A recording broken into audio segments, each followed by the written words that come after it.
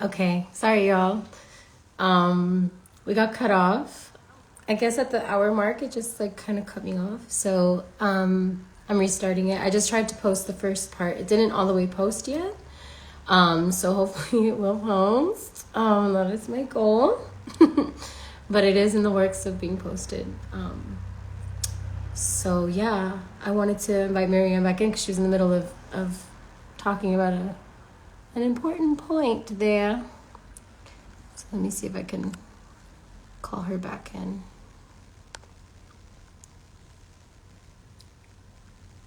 Marianne, Marianne.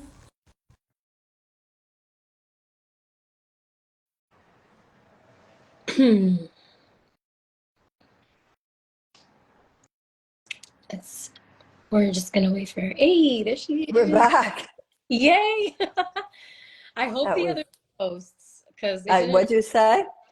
I said I hope the other one posts because I didn't like make sure it posted before hopping on this, but I think we should be Mm. okay. I'm gonna just case, um just in case it doesn't post. Okay, so I'm so sorry we got interrupted. I I should have. know. We were talking about education, I think. Yes, we were talking about the you were breaking down kind of like what happens and the ways. Well, Yeah. yeah, we were talking about the fact that so much of our educational funding is based on property taxes. So I'll give you an example. I raised my daughter in a place called Grosse Pointe, Michigan, and she was going to Grosse Pointe High School, Grosse Pointe South High School, which is a public high school, a very good public high school. So there were people who lived in Detroit who were their children were in schools that were not as good as Grosse Pointe South. So families would rent an apartment in Grosse Pointe, several of them, so that their children could go to Grosse Pointe South. When they were found out, there would be this horrifying, humiliating experience for the kids where I don't know if it was the police. I hope it wasn't the police. I think it was just school officials would come in, drag the kids out of school. Can you imagine how traumatizing and humiliating that would be? And for the child to know that I won't be able to be with my friends, I won't be able to get this education because my parents couldn't afford it. But my parents did what they could so that I could be in this neighborhood. Um, just as John Kennedy said that within 10 years, we will have a man on the moon. I would want it to be that within 10 years, every public school in America would be a palace of culture and learning and the arts. You were talking about your mother. And when you look at what school teachers go through in this country, how many of them, like you were talking about your mother sacrificing so that her kids, school teachers are heroes in this country and should What be treated like heroes and should be paid like heroes. I And as it is, we have teachers all over this country who are having to go into their own pocket to buy school supplies so that their kids can have the modicum of what they need to learn. It's, I think there's a famous quote from Nelson Mandela that you can tell so much about a country from how it treats its children. Ooh, yes. Yes, ma'am. I completely agree. I completely agree. I also yeah, I think that to me has always been like something that I'm very passionate about is education and children and making sure that children are educated because my mom really passed that value onto me and that value was passed on to her by her mother.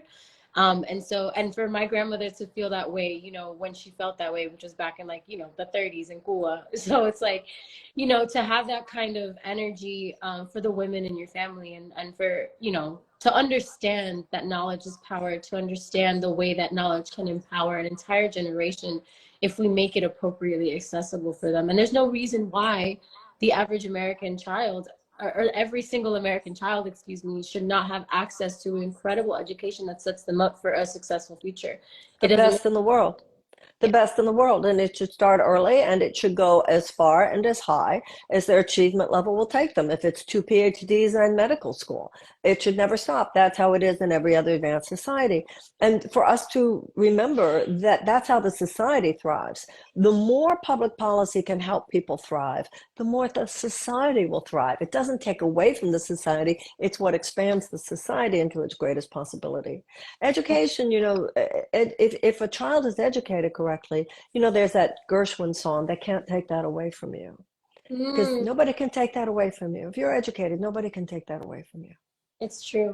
It's true. I see divestment as kind of like we were talking about, just kind of like another pillar of the dismantling of the average American being able to keep up and compete in the world globally. You know what I'm saying? Like, and Do you know? world in such a way where they're set up for success, because the ethos of what a government is supposed to do, in my opinion, is to create a space where their constituents are able to thrive to their highest capacity in an organized, just using organized manners of making sure people kind of interact with one another in a way that's respectful and in a way that allows for each person's prosperity within the collective. So it's like that investment is vital in order for us to set up the next generation of Americans to be conscious, educated, cultured beings who are not completely closed off and individualized and unaware of the way that we as a society affect the world around us as well. You know what I mean? From where Mhm. we, because American culture, whether we like it or not, seeps in and through and over the whole world, because we have such a strong military that our influences, if not naturally get there, forced. You know what I'm saying? So Well, it's not just our military too, it's our economy and our tremendous influence. But you know, it's interesting because you keep saying setting future generations up to succeed. To you and me, of course that's what we're supposed to be doing. The economic paradigm that now dominates public policy is not thinking about setting future generations up to succeed. Setting future generations up to succeed does not necessarily provide short-term corporate profits for those forces that are calling the shots. You know, it's long been said that a characterological aspect of the American consciousness, in a good way, is rugged individualism. But this rugged individualism has turned into rugged narcissism, not just individually, but even in terms of generations. So you and I, it just flows off our tongue. Well, we got to set up future generations. That mentality, why? Says why?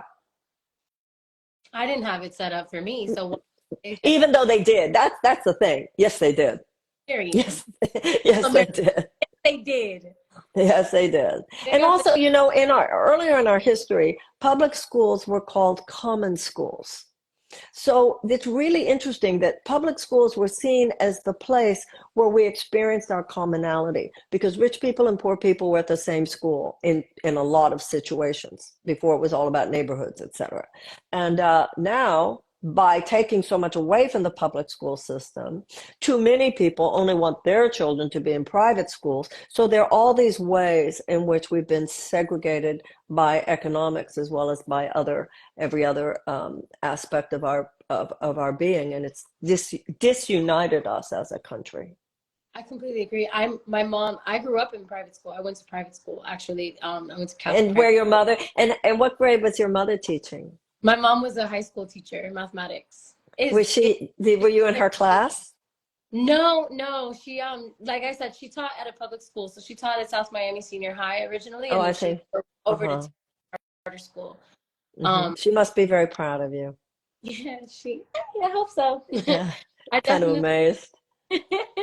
Yeah, she definitely is a huge reason as to why I am as passionate as I am as a human being, Hmm. and why I care so much about the world. I think is really deeply it comes from her as well. Do you have siblings? I do. I'm the oldest of three. Oh, So I have a younger brother and a younger sister who are my they musical also? Where does the musical talent come from? yes. So well, my dad is a musician. Oh, well, hello. Yeah, he plays drums and he sings and he plays piano, all taught by ear. And my mom is like a music head too. Like she also loves music, always music in my house. And then my brother is also a musician, and my sister is an amazing singer as well. So Wow, wow, yeah, wow, that music running through our bloods for sure. wow, wow, wow. Yeah, it's it is. It's very. I'm grateful for the support that I've been able to be offered in my life through my family, for sure. Because not everybody gets that in this lifetime. So I would love to touch upon, I mean, now that we're here, we might as well keep going, right? Or should we wrap it up and do a Sure, part two? sure. Okay. Well, one thing that I do want to touch upon, and I know this is like a super touchy subject, but I would be remiss to not touch upon it while we're here together, is foreign policy and Hmm. kind of what your view is, and then I would love to touch upon the Israel-Palestine situation. First of all, like what your idea of foreign policy is and kind of where you stand on that. Well, it is no longer a unipolar world. It used to be that the United States was the great power, and we pretty much went around doing what we wanted and making sure that things happened the way we wanted them to happen. This was a terrible imperialistic perspective, economically as well as materialist, as well as militarily. We squandered our moral authority. We squandered our even our military respect in many ways. I met the Dalai Lama years ago, and he said that the people of the world do not see the United States as a great champion of democracy around the world. We have, for instance, about 800 military installations in about 80 countries.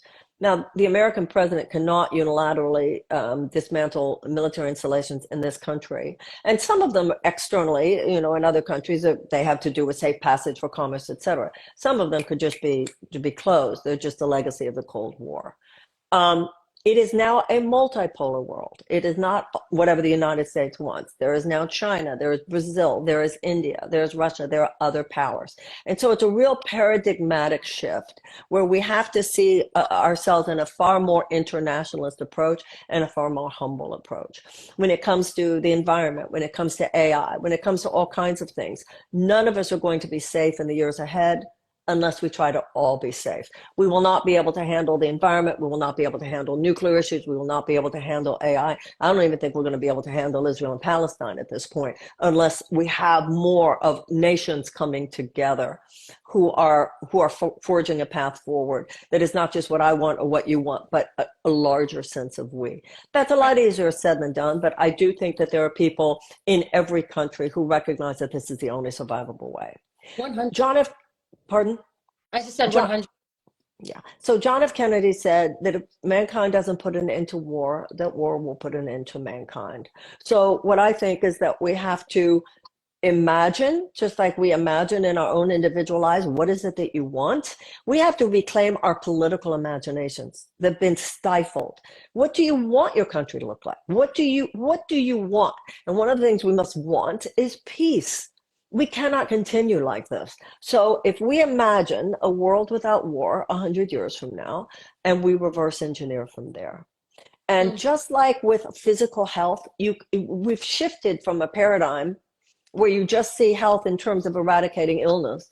We also see it as in terms of proactively cultivating health. And we can't look at war and violence as something which erupts and then we just seek to get rid of it with bombs or prisons. We have to proactively create peace. And you cannot have peace where there is not justice. So in order for us to wage peace, proactively create peace, we must have peace building.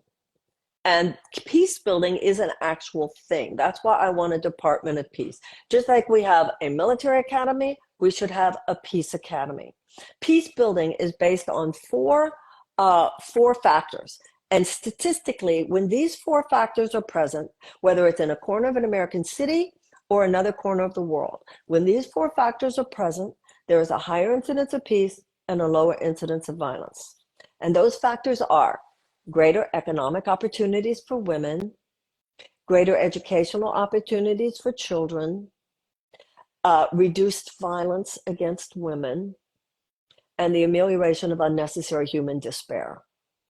So we have to wage peace, and that's why I want a Department of Peace. I see the military like I see surgeons. So if you or I have to have surgery, obviously we want to have the best surgeon. And I think the United States has to have the best surgeon, and we should have the best surgeon on hand.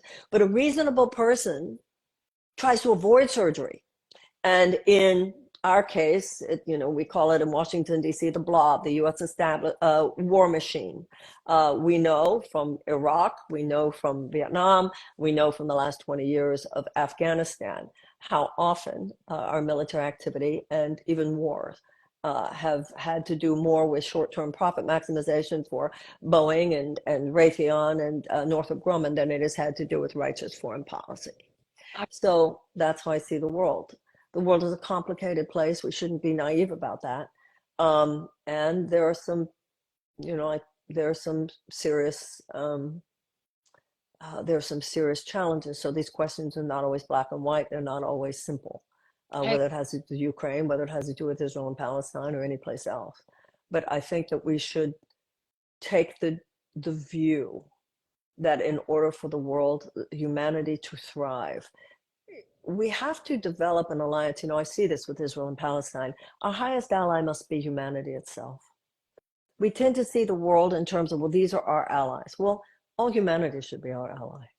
And we have to pave a path that has to do with the ability of all people to thrive. And that has to be our intention. In the United States, I'd like to see the United States leading the way in that sensibility, because it's the only ultimately sustainable sensibility for the planet. yeah, I mean, I just have also consistently seen the United States on the wrong side of history when it comes to the majority of these conflicts, and when it comes to the way that they choose to wield their power in public stages or world stages like the United Nations, for example. I personally feel like the way that we have treated this current rise in the conflict abysmally. I feel like we are quite literally watching. I actually have the statistics here pulled up. Like as of December 11th, 24,142 people killed, 9,420 of which are children. 22,000 of which are civilians, 1.8 million people displaced. Like, just the amount of destruction that we are witnessing every day, that I open up my app and I see not only the propaganda and lies, but the destruction, the genocide that we are witnessing. And it is, to me, it's one of the most horrific things I've ever witnessed in my entire life. And I'm 27 years old, so I haven't witnessed, you know, too much stuff, but I have witnessed quite a bit in my lifetime, if I'm being quite honest. We've seen a lot in the past even 4 years. But to witness this, to witness the global conversation on it, to witness the United States' stance and position, and the ways that in which we are being gaslit to believing things that aren't true, or that are you know, very inflammatory, and for those kinds of narratives to be so co-opted and so seriously being driven right now, to me is actually quite terrifying, if I'm being honest. And one of the things that I find I resonate with you on in your views of this situation is that you have called for a ceasefire since the inception of this happening, and you have been very, you know, you, of course, you have your own personal experiences and connections to the situation, which I do respect and understand. But overall, what I admire is that you are able to tap into your humanity and understand what this moment is asking of us as a collective, as more than just, you know, Israeli or Palestinian, but as humans. Like, that's where we really need to get into the nitty-gritty of why and how we're approaching these kinds of foreign policies. Because to me, this blind allegiance to Israel is destructive in so many ways, and not only for the Palestinian people who are experiencing, you know, the destruction firsthand, the horrific destruction firsthand, but also for, you know, the people who are caught in the crossfires, the people who can't really speak their truth because you're under a far right government, you know, all of the ways in which these quote unquote democratic, you know, beacons of democracy in places that we have no business being, you know what I'm saying? Like, these kinds of things as foreign policy to continue, like you said, profit for Raytheon and Boeing and all of these, you know, weapons manufacturers, defense contractors, and the ways in which politicians are literally paid off by said corporate entities. I'm at a loss, if I'm being honest, and I feel like a lot of Americans are in watching this, because the majority of us don't want this war. The majority of us do want peace. The majority of us, Jewish folks included, Israelis included, I've seen all kinds of discourse. And while of course there are some extremists on either side, there is a very, very clear understanding that the majority, we want an end to the suffering of the Palestinian people and their right to self-determination and their right to their own land. You know what I'm saying? Like, it's really not too complex when you really, really look into it and onto it. So I would just be curious to know, like, your perspective and just kind of like how you feel about the situation, just so people can get a clear understanding of where you stand and how you feel. Well, there's propaganda and lies on both sides. Mm. And there's a deeply simplistic, unbalanced view on the right and on the left. And there's a great ignorance about the actual history. And I think it's really important that people who didn't know anything about this story until 6 weeks ago and then read up on it on Twitter, not think that they necessarily have the total view. And I think that the phrase that's operative, what you just said, was their own land. That's the part that's so difficult here, their own land. And both peoples are indigenous to this region. Now, I've been saying for many, many years, and the United States should have been saying it much more loudly, the occupation is illegal and the settlements are illegal. Mm-hmm. And the siege of Gaza was not good. Was more than not good, was a terrible thing. And unfortunately, Netanyahu's government is the most far-right government that we've ever seen in the history of Israel. But it's, Pardon? it said it's not his first time in office, and he was democratically elected into office, correct? Yeah, well, you could say that about Hamas too. But not every Palestinian is Hamas, and not every Israeli is Netanyahu. And there were hundreds of thousands of people who were protesting Netanyahu even before this started. There's great anger at him. There's great anger at him among the hostages. Many of the people who were so brutally slaughtered and taken hostage on October 7th were peacenik types who were among those in that area who do make the effort for a different kind of Middle East. To me, as I've said from the very beginning, ceasefire. I see this war. You know, I don't know if it's 24,000. If it's 5, it's wrong. You know what I'm saying? It's not about numbers. It's hard. It's as horrifying to me for a Palestinian child to die as for an Israeli child to die. It is horrifying, and I don't see. I understand the fury. I understand it, but that doesn't mean I can agree with it. I do not see how this war in any way helps, how this war does anything other than expand the hate. And I don't think the United States should be supporting it. You talked about the UN the other night, the vote the other day, which was a vote for the ceasefire as well as the release of the hostages. I think it's shameful that the United States would not vote for that. We need a ceasefire, we need a release of the hostages, and we need an architecture for a 2-state solution. It's the only way. Some people say a 1-state solution. I assure you that if there's anything that's a setup for a bloody civil war, it's a 1-state solution. What's your governance of that? These are not people, particularly what has happened right now, that can be expected. Okay, you guys are just going to go live in 1 state, have a good, there's no governing force. So it's going to be difficult, and the whole world has to be, not the whole world, but the powers of the world, particularly the Arab powers, Bahrain, Qatar, Jordan, UAE, Egypt, as well as the United States, as well as Europe. There needs to be an immediate, listen, China was the first one who said, let's have a peace conference about this. There are American presidents who tried. The American president who got it right was Jimmy Carter, both in his presidency and afterwards. And we can't go back. We can only go from where we are, but that's what it's going to take now. And I don't see how one more day of this war is helping. And I don't see how, listen, I can only imagine the phone calls that are taking place behind the scenes that you and I don't even are not privy to. The great Arab powers of the world do not want this war, do not want this to be a larger regional war. None of them want this.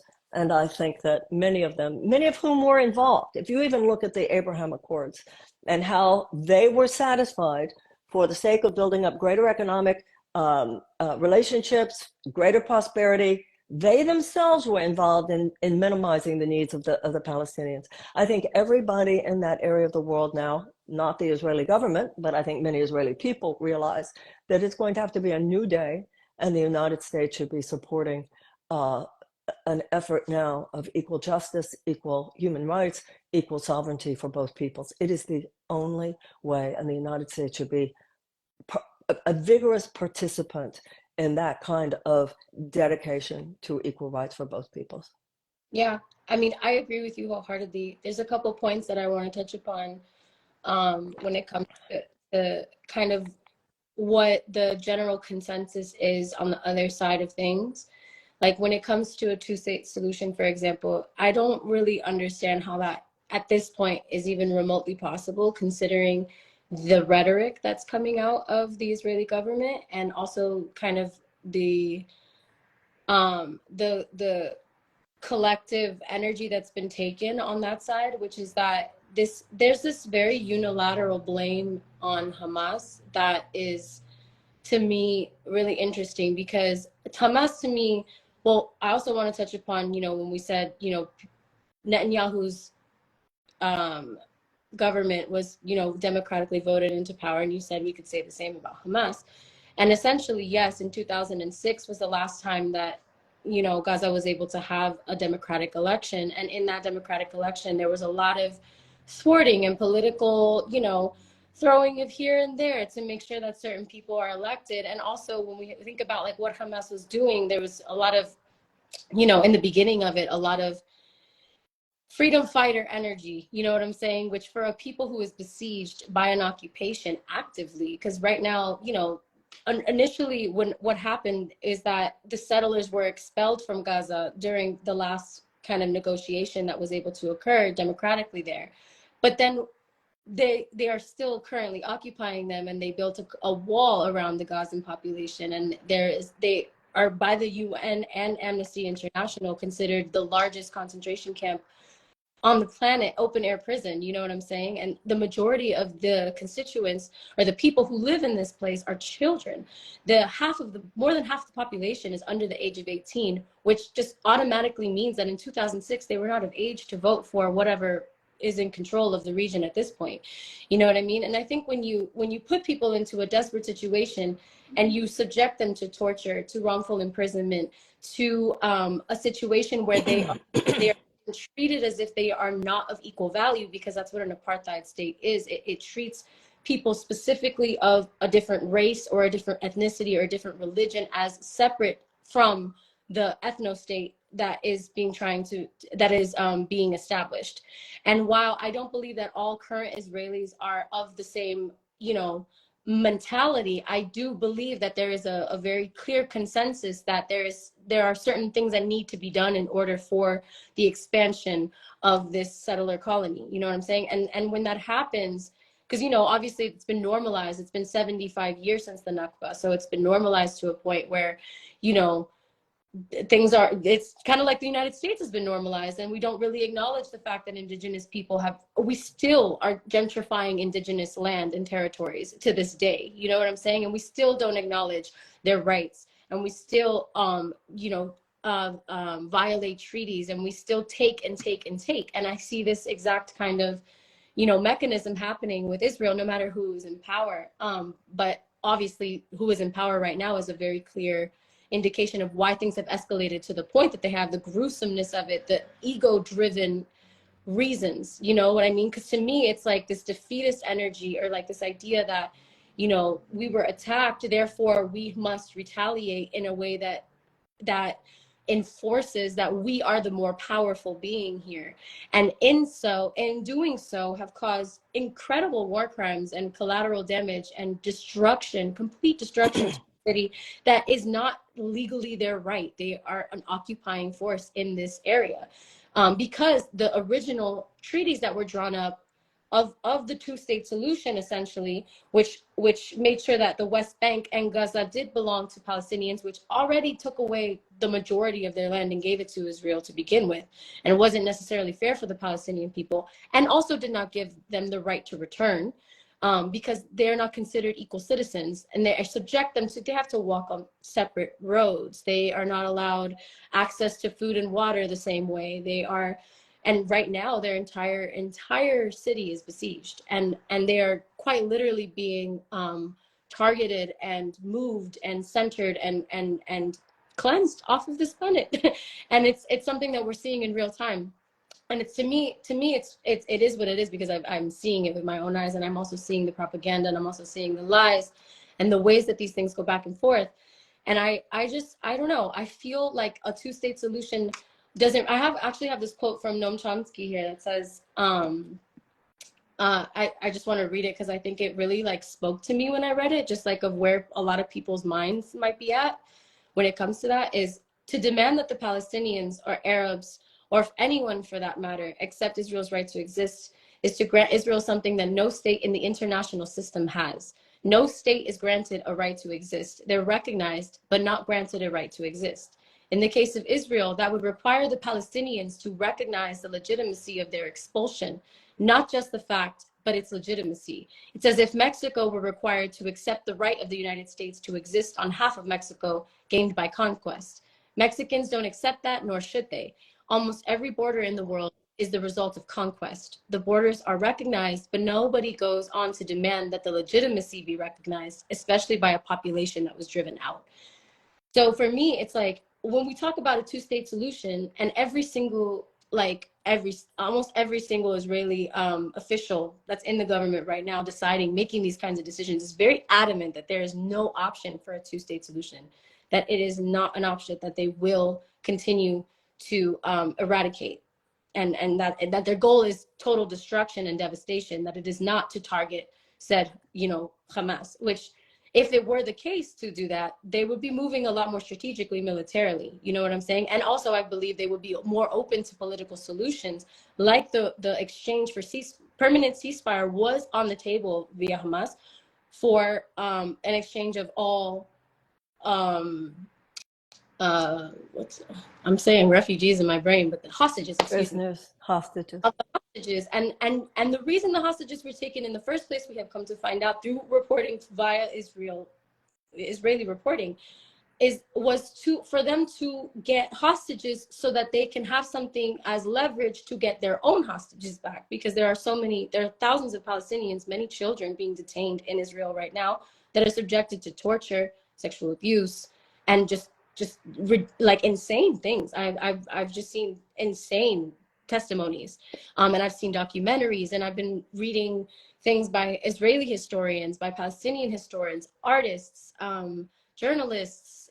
It's like, for me, I'm so overwhelmed by like, what is it that is really possible for these, and when I see that, it really is about us deciding what we are willing to fight for, and that is humanity, I think, at the end of it and at the core of it. And like you said, the peace that we're talking about, the idea that we have to be proactively creating a peace, and we live in coexistence whether we like it or not at this point, is really what the reality of the situation is. So like, yes, I mean, the idea of a two-state solution to me would also grant Palestinians their right to return, and their right to move freely and return to their homes that they were expelled from. But these things I don't see on the table, or even a part of the conversation, because so often their plight is minimized to like, oh, Hamas is in control of their entire narrative. But that's not the truth. The people are in control of their narrative right now because of social media. So it's like, we're watching active propaganda in contrast to what people are going through and what we're seeing in real time. So I think a lot of people are in a state of kind of confusion and disillusion about like where we really stand on our moral rights, in our actual capacity to see what's going on, and to move in such a way that protects all people, all children, no matter what nationality, no matter what they identify as. But I don't see that same respect on both sides at all. I see like a very clear, like, yes, this is the price of this, and this is what has to happen in order for us to survive. And I just don't believe that that's true, I don't believe in the full eradication of a people in order for another people to survive. I don't think that that's true. So, I don't know. That was a lot, sorry. But The state of Mexico does acknowledge the right of the United States to exist. It does acknowledge the legitimacy of the state of the United States of America. And I hope that one day that you will Well, go to Israel. it says on They half do. of took their They land. If do. we I don't care what Noam Chomsky says. Mexico acknowledges the right of the United States to exist. I hope someday that you'll go to Israel. Uh, Many of the things that you just said that you've seen with your own eyes, I don't think you've seen with your own eyes. Because some of the things that you just said, and I don't think that I've ever been in my life blind to the faults of Israel. And I haven't been silent about them either. mm-hmm. But some of the things that you just described were simply not the case. Like Israel is not an occupying force in Gaza. Israelis can't even go into Gaza. Hamas, they cannot even go in. Now the soldiers are in there because of this war that you and I both disagree with. They're before October 7th. Excuse me? They were there before October 7th. No, Israelis cannot even go. I'm not in any way arguing that the blockade of Gaza was not a good thing. However, Hamas, not all of the misery of the Gazans is due to Israel. And Hamas is an extremely dictatorial force. It has received billions and billions of dollars that they have used for military rather than helping their own people. Many of the things that you said, and I don't think we can have like an hour conversation about Israel and Palestine right now, but I would respectfully suggest that some of what you said, including that you've seen with your own eyes, I hope that you will go to Israel, because the situation, you know, it's interesting because when you were in that part of the world, and I've been there 5 times, and I've been on the West Bank, and I've been with many Palestinians, I've been with many Israelis. And one of the things that I see there is a much greater sense of the nuance and the complication than is described by people on either side of the conflict talking in the United States today. And not all of this, much of what you said about apartheid in Gaza, Israel's not even there. It is run by Hamas. So Israel, and there are, as I said to you before, the settlements are illegal. I think all those people need to go back to where they came, back to the land of Israel. They do not belong, that land does not belong to them. But what you said in what you were just saying was calling for the eradication of Israel. I remind you that, well, you said that they do not necessarily have a right to exist. And so what I would ask is, I heard you, may I just ask you a few questions then? And I don't want to go into, I don't feel that this is the part where we can go into the whole thing. However, when Sinwar said, who is head of Hamas, this is not just about Netanyahu. I've said plenty, I do not agree with Netanyahu. Sinwar has said, we all saw the video. We will do October 7th 1,000,000 times if we have to. The whole thing should be ours. It should be an Islamist state. That means the eradication of Israel, and it means the eradication of the Jews. So there are a lot of people here who would prefer not to die among both peoples. And so when you talk about how you don't see how a 2-state solution can work, maybe you're right. But I think both peoples have a right to exist. Both peoples have a right to live. And I do not believe that every problem stems from the activity of the Israelis. And I think that the Israelis do have some legitimate claims of where there have been efforts. And if, you know, anything else, if you're saying from the river to the sea, and that's just an Islamist state, that is calling for the eradication of Israel, and it is calling for the genocide of Jews. And I believe calling for the genocide of Jews is just as evil as calling for the as any genocide is not the idea of anyone being told go away, do not exist, is anathema to me. And I hope that you will, you know, I have heard you enough tonight. When you do see, I trust very much your heart and your mind, Lauren. You're very, very smart. And all I can say is I hope that you will go to that part of the world. someday, and do see with your own eyes, because I do believe the situation is in many ways, and many of the things that you said, it's like, no, that's not the fact. And I believe that when there is a greater appreciation for the larger story, I believe you will hold it in your heart, and will perhaps see some of the things that you just said a little differently. That would be my respectful submission to you. I hear you. I also want to just reiterate that I am absolutely 0% calling for the genocide of Jews. But the things that you said would lead to the eradication of Israel, where are they to go? No. With what you said, this is my question, where are they to go? Well, no one's asking them to go anywhere. We're talking about Palestinians' right to be on their own land, to return to their own homes that were stolen from them, and to make sure that they have equal, equitable rights in the land that is their ancestral land. And it's the Jewish ancestral land as well. That's the argument, definitely. The thing is, for some folks, I agree. I'm sure if they do a DNA test, it will say that they're from the Levant, because many. Well, have you read the Bible? Where do you think? Read the Bible. Yeah. Where was Jesus born? Seriously, where was Jesus born? Palestine. And what was his religion? He was a Jew. Thank you. Yeah, the Jews were there. Denying. Both people go back for centuries and agree. live there for centuries. I wholeheartedly agree with you in that respect, like wholeheartedly. And again, I want to reiterate, I 0% agree with the eradication or genociding of Jews. 0%. Well, it's being called for by a lot of people right now. Well, what's happening though is that I believe, like, we're taking words and we're talking about the intent of words, and we're comparing it to actions and the actual actions that are being carried out as we speak. And so when Palestinians say from the river to the sea, that whole entire territory is what used to belong to their ancestors. It was the land that they were expelled from and concentrated into Gaza and the West Bank. Both peoples lived there. 2,000 years ago, both people. No, 1/3. These were Middle Easterners. 1/3 of the Israeli population are from the West, Western European descent.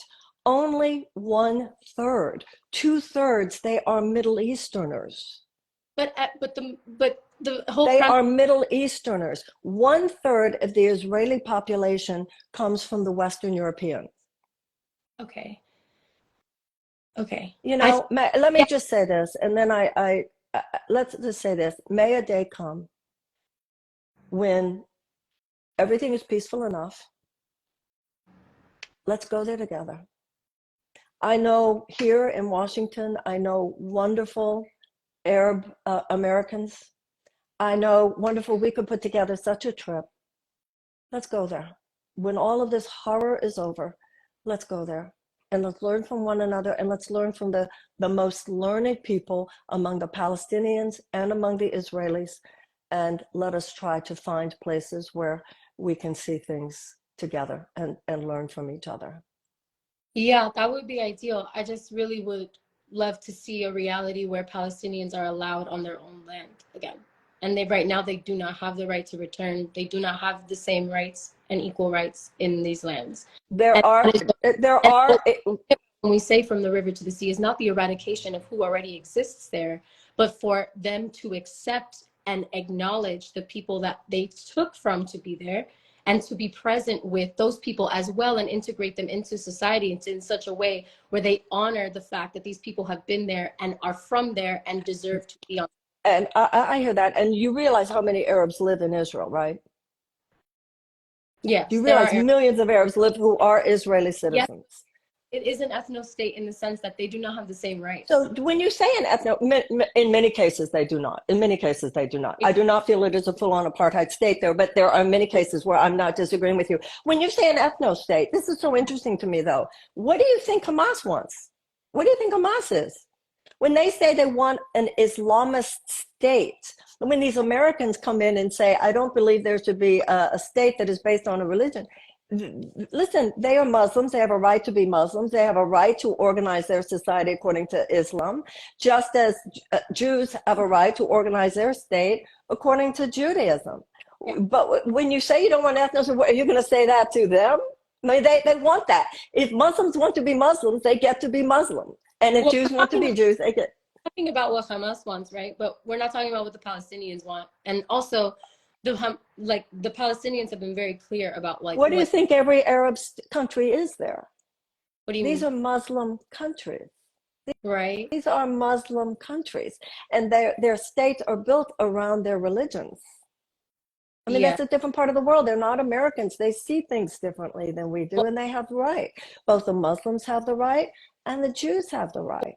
We're a secular state. They're not. And I think that applies to the Islamic countries. What do you think those Arab countries are? right. But the thing is that it was established in such a way where things were taken from people in order to establish Well, it. that's the argument, of course, and that's going to have to be worked out with negotiation. And I agree with you that there has been injustices, and I don't see Injustice. anything but a two-state solution as an answer that is anything other than the eradication of the Jews in that area. No But one. that's what Sinwar. I'm just going from what Sinwar says. I'm just going from what Hamas says. But that's not So. what Palestinians want. And what's So actually if Sinwar says it, we're not supposed to believe it. I think after October 7th, his saying that he would do it 1,000,000 times, I think that given what happened on October 7th, we should believe this man. And when he says that he wants an Islamist state from the river to the sea, there is a reason to believe him. I am how can And what of the fact of the matter that Palestinians are currently being eradicated from their land? well what is going on that is what a negotiation should be. That is what a negotiation should be. How are people going to all live there? So what is it that you want? What do you want the Jews to do? Honestly, Right. what would you have the Jews do if Not, you what just would said I'm honestly you where should the Jews go? Where should just go. answer me? Where should the Jews go? No one's asking them to go anywhere, babe. Like no one's asking them to go anywhere. They can stay if they want. They just need to also grant equal rights to the people who are from this land and the right of return to their home. That's a legitimate conversation. Yeah. That's a legitimate conversation. Certainly a conversation, reparations at the very least. I don't have a problem with that. That is a tortured conversation that must be worked through. Yeah. And this is what I'm saying is like, at the end of the day, like the idea that people should not be harmed, expelled, and systematically removed from their homelands, from the land that they have been on for centuries, that they have buried ancestors in. We talk about indigeneity, but when we talk about indigeneity, it is to me a disservice to humanity to not consider the indigeneity of the Palestinian people in Well, this area. I did not please don't put words in my mouth. I certainly did not. I have never denied that, but I do not deny for the Jews either. And I also point out that where do you think you and I are standing right now? Right. Where do you think you and I are standing right now? I'm not hearing I certainly believe we should give back the Black Hills of South Dakota to the Sioux, but this whole continent. So at what point is there a statute of limitations? No, I hear you. I think that we Yeah. definitely need to work from the position that we're in because we are, like I said, coexisting whether we like it or not. But what's happening currently, and not just in Palestine, like I said, in the Congo, in Sudan, in Tigray, there is active colonialism happening that is expelling indigenous people from their lands in very, very violent ways that do not serve these people. And this was not a colonial experiment where a bunch of Western Europeans came in and took indigenous land. It's just not. Those are not the historical facts. And there were wars. And I am usually the one in a situation which is who refuses to deny the moral fissures and faults of the Israelis. But neither can I remain silent when I hear an equally skewed story about the Palestinians. That's all. And so I think we should leave it at that. I No, hope that one day, I do mean it, Lauren. I hope one day you and I can travel there together and learn together. And I think we will both be heartbroken together, and we'll learn that there are many juxtapositional truths that exist at the same time. If I may, I'd like to just finish with a story about these schools in Israel that are called the Hand in Hand schools. And they have in the classroom, and this goes back to children, in the classrooms, there is one teacher speaking Hebrew and one teacher speaking Arabic. And the students learn both, and the students learn the history of both peoples. So I have seen teachers with little children saying, to you, David, it's Independence Day. But to Muhammad, it's Catastrophe Day. It's the Nakba. And I have seen children, this has to do with the synapses of little children. If you say to an adult, particularly now, if you say to an adult Israeli, an adult Palestinian, well, you have to see their side. There is so much trauma, so much unprocessed trauma. And if I have not processed my trauma, I'm incapable emotionally of being present for your suffering. The Jewish psyche, having been traumatized by the Holocaust, the Palestinians having been traumatized by the Israelis. But little children, when those synapses are still forming, that's where the opportunity lies, that little David and little Muhammad could both hold and in their love for one another. And that is where this is going to have to come from. When Rumi's poem, Out Beyond All Ideas of Good and Bad, Right or Wrong, there is a field, I'll meet you there. We have to go to that field. We have to move into that field. We have to. And from that place, I believe it's a different level of emotional largesse that is going to be necessary here. I've seen it. I've seen it in Israel, and I've seen it here among friends I know. That is what's going to take us there. There's a different kind of ability to just hold the tragedy and the tragedy for both. And that it's a different place in our hearts, not just in our brains. And I believe that from that place and from that level of conversation, something new is going to emerge here. And interestingly enough, I have to tell you, oddly enough, I remember the first time I went to Israel and that whole area, because it's for for Muslims, for Christians, and for Jews. That's the Holy Land. And you hear that expression. And then when you go there, you're like, oh my God. And that's ground zero, not only of the horror, but I believe the ground zero of the hope. There's a line, you were talking about having read Return to Love. There's a line in the Course in Miracles. The holiest spot on earth is where an ancient hatred has become a present love. And Jews and Muslims, as I'm sure you know, we're first cousins. I always joke with my Muslim girlfriends, y'all got the better hair because they have the thick hair. We have a thing, but you can even see us with Semites. So this horrible chapter began, as we know, in 1948. But before 1948, there were centuries of closeness. And I hold in my heart that beyond this, there is that. And I will continue to hold that in my heart. I agree. And I know many people who are Arab American as well as Jews and Arabs in that part of the world who do as well. Those are, to me, the peacemakers. And I am committed to them. And I'll tell you something else. If I'm ever president of the United States, all of the above, they will have an open invitation into my office. And the solutions will come from their conversations.